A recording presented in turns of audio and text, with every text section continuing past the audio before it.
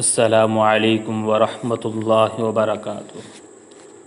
سیدہ زنیرہ ایک صحابیہ ہے جو کہ ابو جہل کی خادمہ تھیں۔ آپ نے کلمہ پڑھ لیا، ابو جہل کو بھی پتہ چل گیا۔ اس نے آ کر پوچھا، کیا کلمہ پڑھ لیا؟ فرمایا، ہاں، آپ بڑی عمر کی تھیں، مشقتیں نہیں اٹھا سکتی تھیں۔ مگر ابو جہل نے اپنے دوستوں کو ایک دن بلایا اور ان کے سامنے بلا کر انہیں مارنا شروع کر دیا، لیکن برداشت کرتی رہیں، کیونکہ وہ تو اللہ تعالیٰ کے نام پر اس سے بڑی تکلیف بھی برداشت کرنے کے لیے تیار تھی۔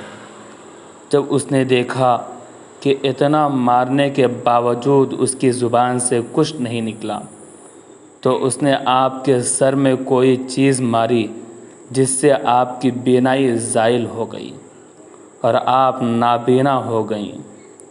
اب انہوں نے مذاق کرنا شروع کر دیا، کہنے لگے، دیکھا ہمارے بتوں کی پوجا چھوڑ چکی تھیں، لہٰذا ہمارے معبودوں نے تمہیں اندھا کر دیا۔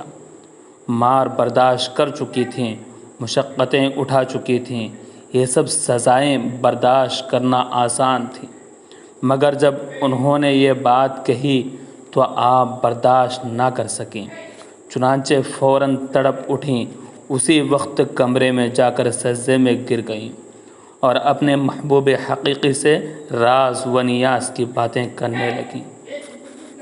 عرض کیا، اے اللہ، انہوں نے مجھے سزائیں دیں تو میں نے برداشت کیا، وہ میری ہڈیاں بھی توڑ دیتے، وہ میری جسم کو چھلنی کر دیتے تو میں یہ سب کچھ برداشت کر لیتی، مگر تیری شان میں گستاخی کی کوئی بات برداشت نہیں کر سکتی۔ وہ تو یوں کہتے ہیں کہ ہمارے معبودوں نے تمہاری بینائی چھین لی۔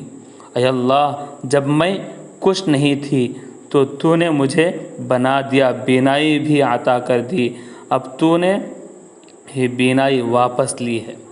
اے اللہ، تو مجھے دوبارہ بینائی عطا فرما دے تاکہ ان پر تیری عظمت کھل جائے۔